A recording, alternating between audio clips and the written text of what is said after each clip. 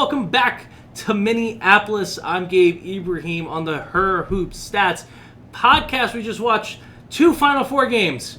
Not going to attach adjectives to them at the moment, but we're going to talk about them with the Her Hoop Stats crew, and they're going to introduce themselves in just a second. But make sure you are subscribed to our YouTube channel or listening to us on your podcast. Like, hit the subscribe button. Follow us on Twitter at Her Hoop Stats. You can't find all our Twitters. We'll say them, but like you get it. Just like Google us if you like us. But yeah, let's go around the table. Introduce yourself, Aaron. You can go first. Hey, it's Aaron Barzilai, back again. I appreciate you letting me return, Gabe. In his normal seat here in the Elliott Park Autograph Collection Marriott. We are on set. We've saved money compared to ESPN with their production budget, but it's great to be here in the same seat as last night. Yep.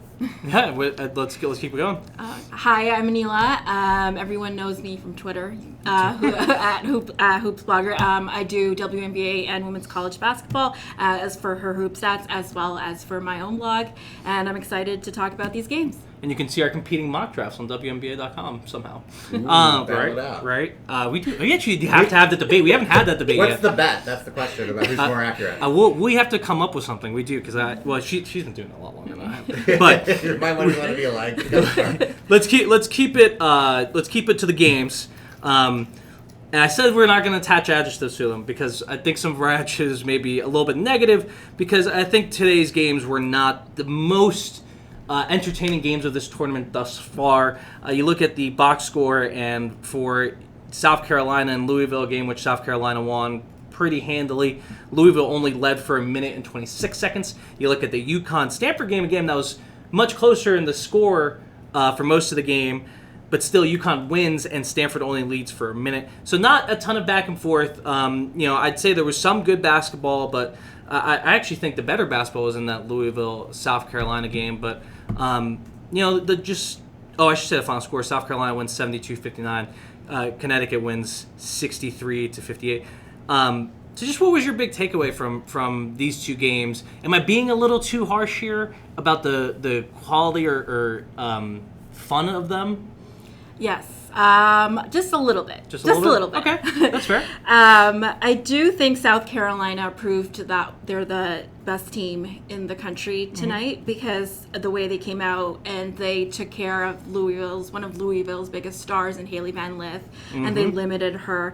And I think she only finished with like 9 points, and they did a good job defending her. And so I think, and the way they played that game was in the way that they showed, like, even if the game gets close or even the game gets within the other team can come close, they can show that they can manage it and that they can win it. So I thought South Carolina was very impressive, and I was very impressed by their win. As for the second game, it was a little bit of a, let's just say this nicely, it was a little bit of a slog? Yeah, a slugfest. Yeah. Okay. I'm just being That's very nice. That's very generous. Yeah. Connecticut and Stanford fans, that's very generous. You guys know what we're talking about. Yeah. No, but I agree. So, like what you're saying, like South Carolina was ridiculously impressive. And they have been. I mean, we can go through Aliyah Boston's stat line now at this point. 23 points, 18 rebounds, 4 assists, 1 block. That was absolutely nasty. So you're right. Like, the defense for South Carolina, which has been there all season long, and Aliyah Boston, who has been there all season long, they were spectacular. Aaron, did you come away from this game with any new thoughts about South Carolina, or is this just like, I feel like this team is just mowing down every challenge in front of them? Like, even when we were concerned about the offense, they just kept going, and now they're at this point where I don't know who can stop them. Kentucky. Well, I get. I think that, it's not like they're on a whatever. Stanford came in, I think it was a 24-game win streak before tonight, right? So they're not on a 24-game win streak. They're, I guess, a 5-game win streak. Mm-hmm. And there's no doubt in my mind anything can happen. They were clearly impressive. What really stood out, right, and to me might have been that opening run, right? Yeah. Like, there was a chance they were going to be nervous or kind of anxious about getting back to trying to get to the championship game, and they came out on fire. They ended up hitting, I was just looking it up, they shot 47% today, 35% from 3. They had 6 threes. Louisville only had 1. They shot 1 of 8. So, like, if they're going to score, if they're playing quite well. I don't think they need to play their A game to win. I didn't think they need to play their A game tonight. Okay. I don't think they need to play their A game to beat UConn. No. I think, though, that if they're not playing their B game, they can absolutely lose. And so we don't know what's going to happen. So I'm not, convinced. I was just looking for our hot off the presses model. Yeah. I think it gives... we still favor by South Carolina by almost 6 points, which was basically what we, I believe, said for what we favored them, a little less, but essentially what we favored them over Louisville. They looked strong tonight. It was impressive, and so I think it could happen. No, I think it could happen too. But I think that the B is not necessarily a letter grade. The B is for Boston. Because it's like if she's on the court, and she's not fouled out and or whatever, she's gonna dominate. There's just it's so difficult to stop her at this point because it's not even they're not even feeding her the ball that well. You know what I'm saying, right? It's she's just grabbing boards, she's just putting it in the basket. When she touches the ball, it goes in. And to your point, that early run really set them up for success because Zia Cook hit a couple threes. So it was Louisville really crammed it in, tried to go with what I'm calling the Miami model of just a super tight 2-3 zone where basically you have the guards on the elbows and the wings are very tight in on the it's outside of the shooter, just leaving the shooter in the corner. And it kind of killed them in the first couple minutes. And then they had to switch. And then that's when it gets going for South Carolina. So the timing of it, too, I think is just super important. But, it is – I agree. It's possible. Maybe we'll save that a little bit more for tomorrow because you have to think a little bit more about South Carolina's matchups with UConn. But in this game, too, with Louisville, I do want to mention, Emily Ankler, I thought was brilliant. Yeah, do you agree? Yeah, she was. She came out and she was there hustling for rebounds. At one point in the first quarter, I think she was close to a double-double. And so I thought she was putting her heart out there. Yeah. And I think she was just telling Louisville that she appreciated being at Louisville and being at the Final Four and showing her heart and grit.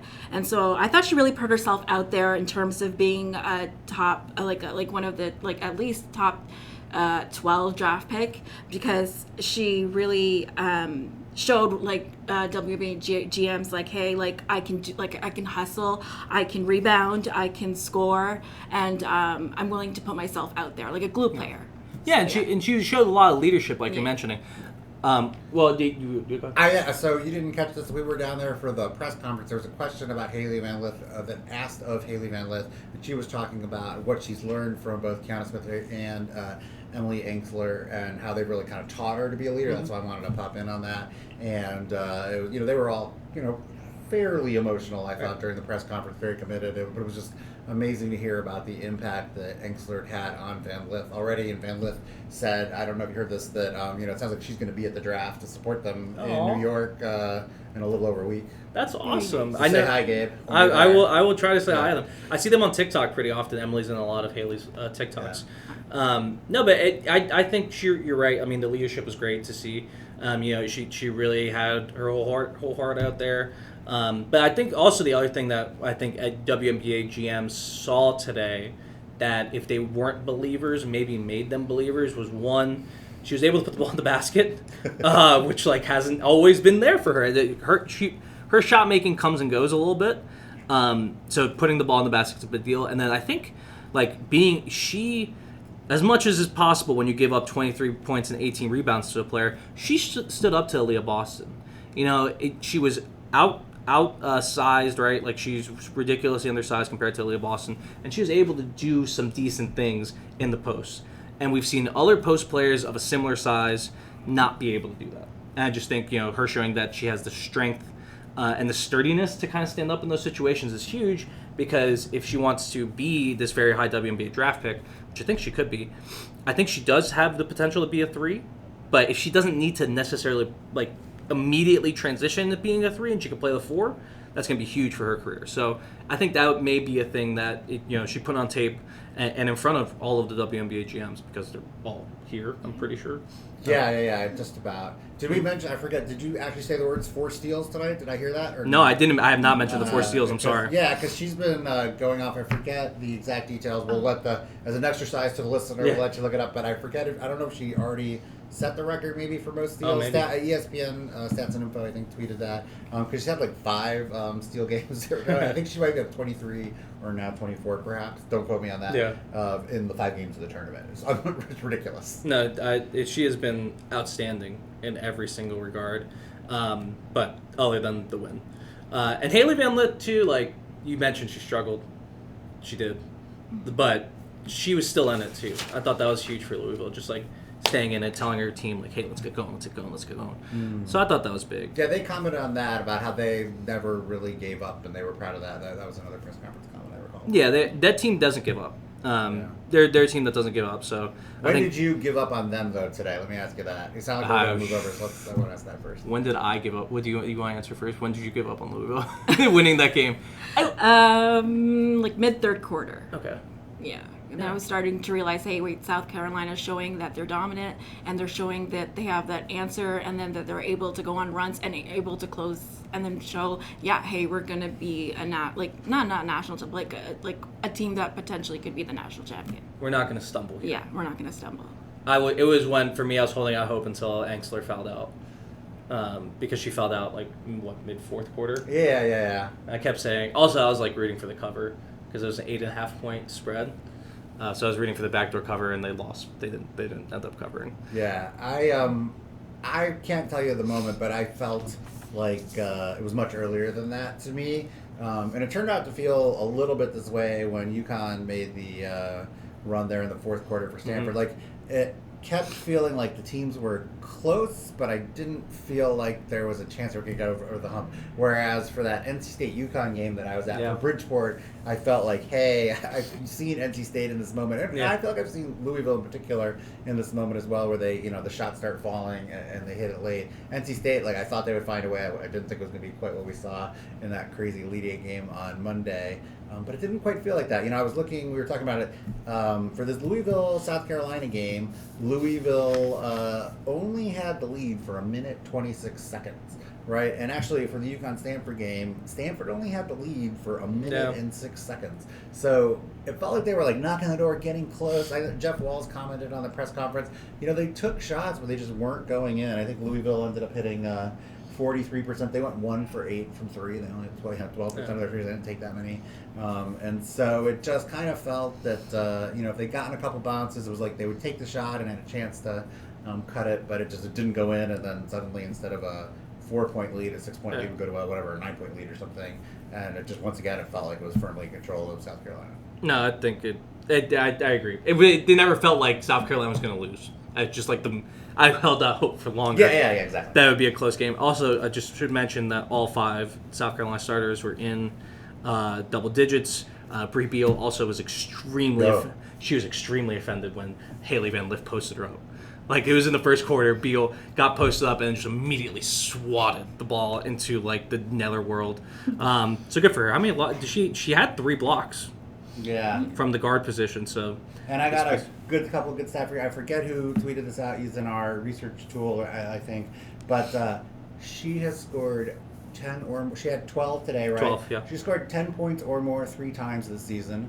Tonight, the Creighton game, and once during the regular season. Wow. It's a good time to start heating up. No, she's finding cuts and finding offensive rebounds, and when she has a small guard in her, it's pretty much curtains, and that's Louisville's game.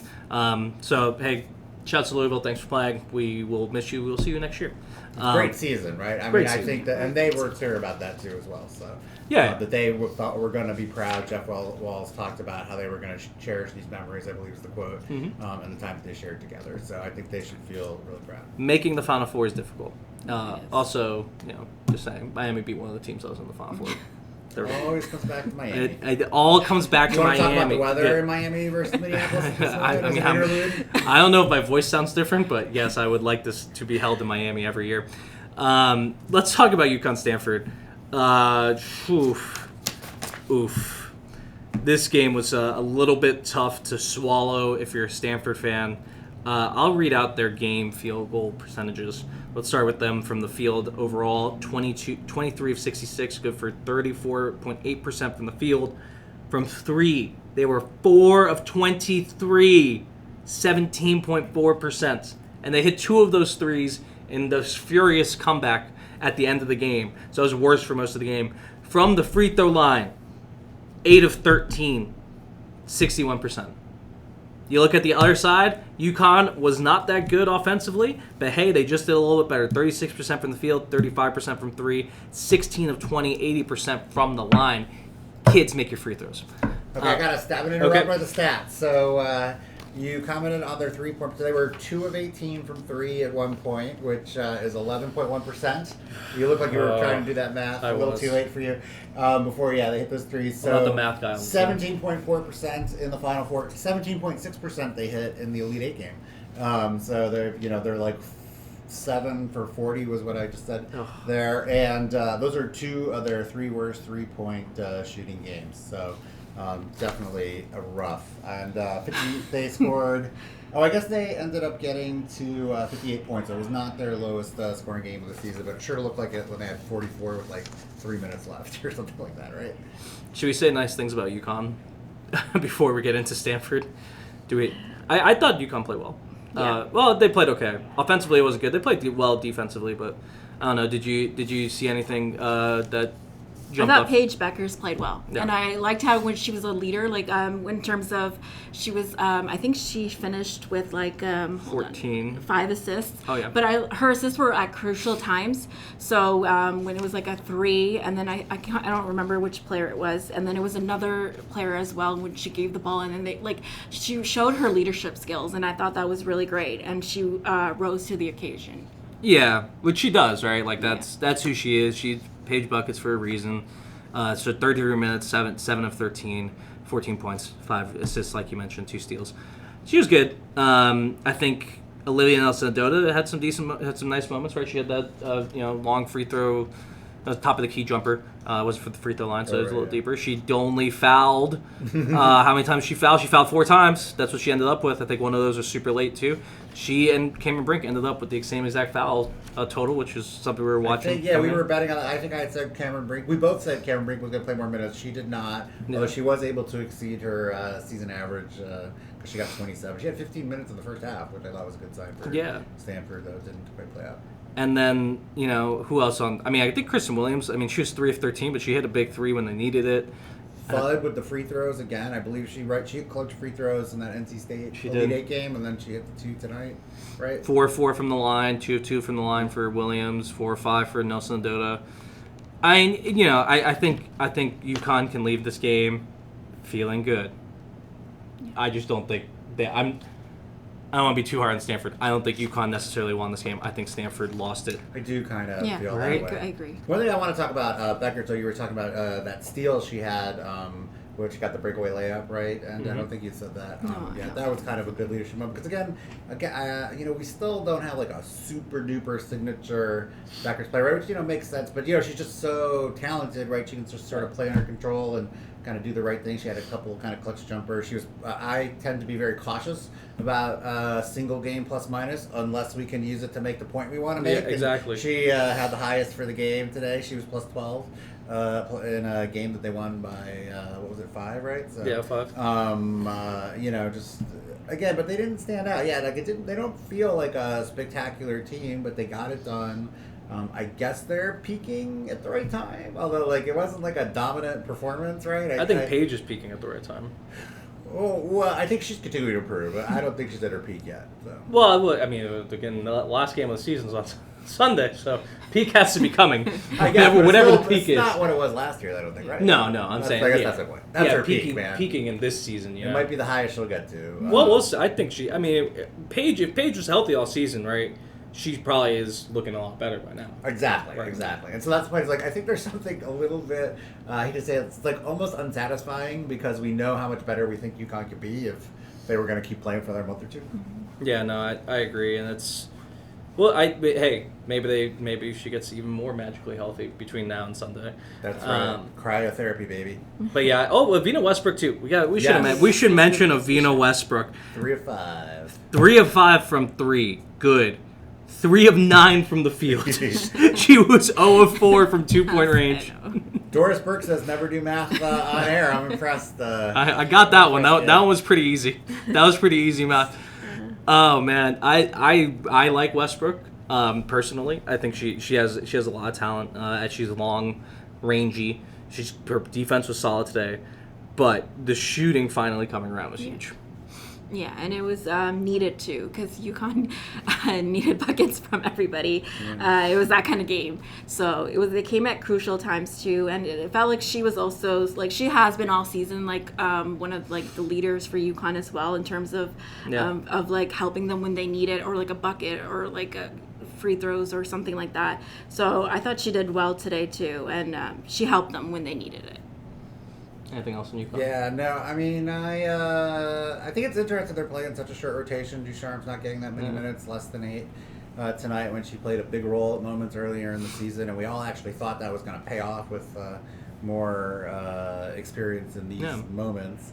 But, they're really playing, they're playing like a 6.5 person rotation, right? Westbrook played 31 minutes, which was third most on the team after Bueckers and Williams, and it's a tight rotation. So, but I think if we want to transition to Stanford, I do agree with you that they just missed so many shots that if they had a more normal game, that they could have won it. The problem with Stanford for me, it's not even missing shots, because missing shots happens, right? Yeah. Lexi Hall went 2 for 12. She was going to fall down to earth. She was having an amazing tournament. And she had an amazing tournament. We shouldn't lose sight of that. She always falls down to earth. She was on the floor again today. Always hustling, getting after it. I love the Lexi, the Hall floor burn note. Yeah. Lindsay was tweeting about us. Lindsay Schnell for USA Today. Yeah. Was coming down last time. Yeah, her and her sister Lacey were on the floor all the time. Yeah. Unfortunately, the ball was also not in the basket, so that's not how it got there. Yeah, 2 for 12 for Lexi Hall. But hey, she's gonna fall back down to earth. It's that everyone else also is just completely out of sync, and this team that we were praising here last night about how well they run the offense, how well they know each other, how well Tara has coached them. I believe all those things are true. But in this game, they're just running into each other on simple plays that they run all the time. They run that, I don't even know what it's called. It's like a twist action. Someone sets a pick and then they go around it, and then there's another curl down to the lane. And they're running into each other. And they've run this play. It is the play that they run at least 20 times a game. And they couldn't execute it. And I think Tara also had some moments where her rotations were a little off, right? I think maybe Hannah Jump should have played more. I think that at the end of the game, Stanford actually had a chance because UConn made some mistakes. Yeah. And they went for 2s instead of 3s, and I get it kind of because they were shooting 11% from. I wanted Prechtel to shoot the 2 instead of try to shoot the 3 with less than 10 seconds left. They lost a lot of time on the clock at that moment. But, I think you're talking before that. But. Yeah, I'm talking after Aliyah Edwards she walked over. She got the inbound. She got the ball to inbound, and then just walked over the line by accident. Yeah, and I tried to walk back before someone noticed, and they were like, "No, it's a violation. You can't do that." 18,000 people in the arena. Yeah, we're gonna see that one. We caught it, and then they didn't go for a 3, and I thought that was the time to do it because UConn's a really good free throw shooting team. But end of the day, I really just think it was they did not execute well at all on offense. And UConn's defense is too good to be playing like that. Maybe against another team you could do that, but when you're running into each other on plays that you've run all year, I just think there was something that was. I gotta say, I'm too fried, so I do not have a mental image in my mind when I close my eyes of that. Did you see that, Aneela? Barely. No, okay. That's you watching lots of film, maybe, and recognizing that. It's late here. We're all Eastern time anyhow. It's 1 o'clock at our houses. I do watch a ton of Stanford film because I love it. Yeah, they're great. Yeah, and I think it's sometimes it's an off night, right? I think that's all it is. Yeah, that's all. 2 in a row, as I said, from the 3-point thing. So yeah, what did you think, Aneela? When I was watching it, I was like, okay, I feel like this is more of a, I agree with you. Felt like it's more of a Stanford loss than a UConn win because I kept watching the scoreboard. I kept watching them do plays, and I was just like, this is not Stanford. I know what their offense is, and when I was watching it live, I was like, yeah, this is not what I see. I will say, I remember tweeting out Sconda's basketball chesses, Stanford backdoor cuts. I forget which game it was, Sweet 16 or Elite 8. Did not feel compelled to tweet that out today during the Final Four loss. I can't remember even a single time that they were. There was one. There was one. Yeah. They had a couple turnovers on those backdoor cuts, and that was kind of the thing that I was talking about yesterday. UConn's gonna stuff that out. UConn's really good about figuring out where the backdoor cuts are coming from, but it's just like this. I'm not saying they're a bad team or like. Well, I think you can solve the whole thing. So I don't know how Coach Vanderveer's. No, I couldn't. You can't solve it. That's the thing. That's what I'm saying. That's why I'm like Tar. There wasn't anything Tar could do. There's not an adjustment she could make, and there wasn't a thing that the team could do. It's you guys ever watched her movie The Replacements? No. A long time ago. Okay, so Shane, I'm old enough to remember it. Keanu Reeves is Shane Falco, as a quarterback, a replacement quarterback for a fake NFL team. He has this speech where he's like, the thing I fear the most is quicksand. It's like when one thing goes wrong, and then another thing goes wrong, and another thing goes wrong, and another thing goes wrong, and another thing's over, and then you're just drowning by the end. It's like quicksand. And I feel like this was Stanford's quicksand game. Just things, they missed one cut early on, then they missed they had turnover, then they missed the three, then and then by the end they were just drowning. And even when they had a chance to win that game, it felt like they were just struggling to breathe. Pop culture reference. When do you think that movie came out? I don't know. I used to watch it in the car all the time when I was a kid. I'm gonna say this. It is my favorite movie of all time. And if you've seen that, Replacements. Yes, if you've seen that movie, you know how ridiculous of a statement that is. You got to get out more. I've watched The Godfather. I've watched all the good movies. It's just my favorite is The Replacements. I would say 2003. Close. You've never heard of it, right? No, I've never heard. 2000. Wow. We won't ask Megan how old she was. Wow. When that movie came out. Yeah, no. I guess I am old. Regardless, that's what it felt like for Stanford, and I just feel bad because they had a wonderful season. I think they deserve to go out on a higher note. It's hard to be back-to-back champions too, right? So it's quite the run. One stat that stuck out to me is that Jones had, I want to make sure I get this right, 20, and Brink had 15, so they had 35 of the 58 points, which is 60%. And I always, when we talk about it, I forget if I said this last night, right? One thing that I appreciate about Stanford is how they balance egalitarian their offense is and how everybody scores. And so I think that's a little uncharacteristic that that's how it played out. But when you have players missing shots, Anna Wilson was only 0 for 1, I think. So, when the shots aren't falling from everybody else and that's what happens, then they kind of get a little out of, they can't be what they're usually all about. And when those other shots are falling, they can be one of the best teams in the country. No, yeah. I feel bad for Stanford more so than anything. That's my biggest takeaway is I feel bad for those players because I think they're going to go home and, it feels like you left something on the table. I think Louisville's going to feel that way too. You are, yeah, but Louisville also, at the end of the day, you can hang your hat on, well, that team beat us, right? We can't sit here and say, hey, maybe we made more threes, maybe we did this, but you could say that team beat us. I think Stanford's going to go home and say, we kind of beat ourselves. We'll see what happens. We'll get the press conference report from Megan when she gets back. That's all I got on the games. You got closing thoughts, Neela? It was. I thought it was an interesting 2 games, and that's all I'll say about that. What do you think of the atmosphere, though? I thought the atmosphere in the Target Center was fantastic. Yeah, I thought it was great. I thought they honored their hometown star, Paige Bueckers, really nicely. And that's all I'll say. And they honored Minnesota basketball as well, the state of Minnesota and Minnesota basketball as well too. I am jaded and also spoiled. I thought the atmosphere was good but not great. The first Final Four I ever went to was the 2018 Columbus one at the Rigue, and I will say, I don't know if this person wants to be named. We talked to a prominent journalist this morning, but I don't know how much facetiously and how much seriously they were like, oh, I think we're going to get a couple classics. And my take was, like, we've been blessed with so many amazing games, right? Even the championship game last year there, Stanford one, was like 50, I mean, it was 54-52, but it was a 2-point game. And it's just, you can't get that every time. But it was exciting to be there and a great moment. It wasn't the best advertisement for women's basketball because they were low-scoring games, lots of missed shots, but it was still great to be here. It's great to be in an environment where everyone values women's basketball as well. Even Mary Tyler Moore. Yes. We tweeted out as well. So I thought it was good, but not great. We don't have to have the best game in women's basketball history every single time there's a new game in the Final Four. So they were close, right? I mean, a 5-point game for the game. I thought the crowd, I mean, there's 18,000, I believe, there in the stadium. The crowd was good. Louisville fans stuck around. South Carolina fans stuck around. I was debating that with Jacob. I was sitting with Jacob Mox, and we were. I will say the UConn fans a little bit late arriving. It was a little quieter for the early games because they were the late game. The pretentious UConn fans. Yeah, I don't think it's quite Laker fans, but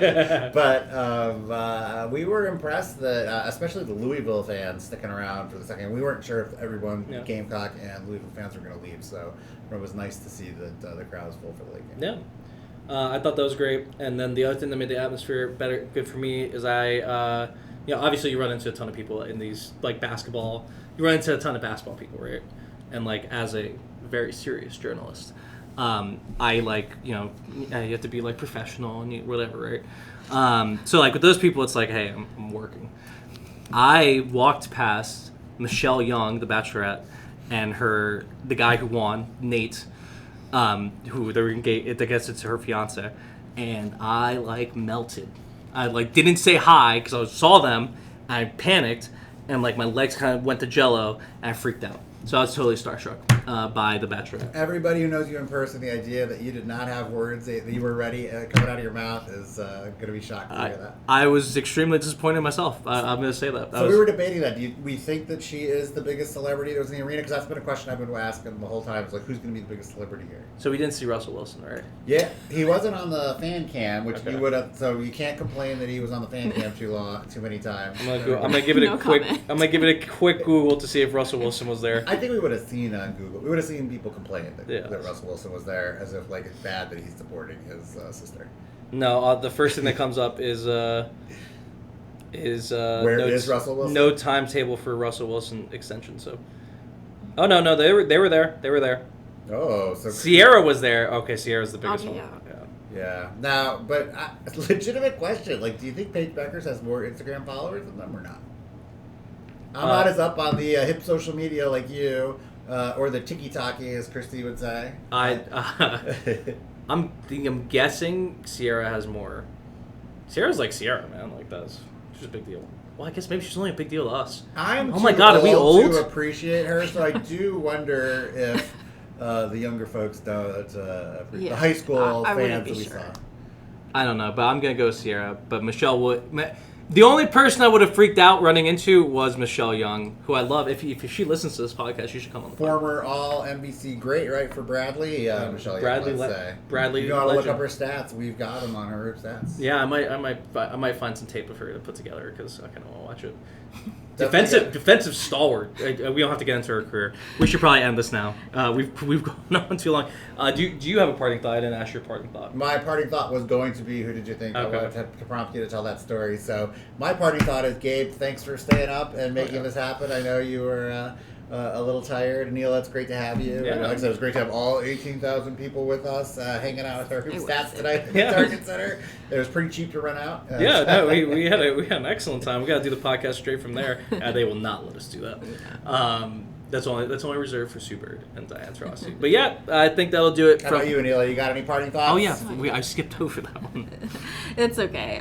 No, I'm too tired to have any parting thoughts. Well, it's great to see you in person. It's the first time we've either of us have gotten to meet you in person. So I believe this is your first Final Four, right? Yeah, it is. So is it everything you dreamed of, or what were you? Maybe a little less. That's exactly. That's fair. UConn ruins everything. Good night. No, we're signing off. We're signing off. UConn ruins everything. Good night from the At Hoops. Gabe Ibrahim if you have comments. We're just kidding, guys. It was a lovely day of basketball. We'll see you guys tomorrow. We're going to have a preview for the championship, and we will obviously be talking after the championship. Make sure you keep it locked at her stats across social media. We'll be giving you a lot of content from Minneapolis. So we'll talk to you guys next time.